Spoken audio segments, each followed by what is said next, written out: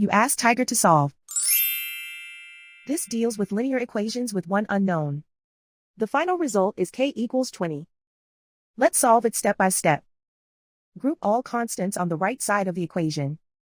Add 9 to both sides.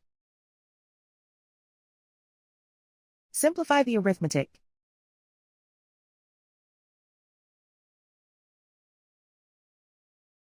Isolate the k.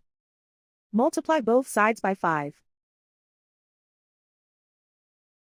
Group like terms.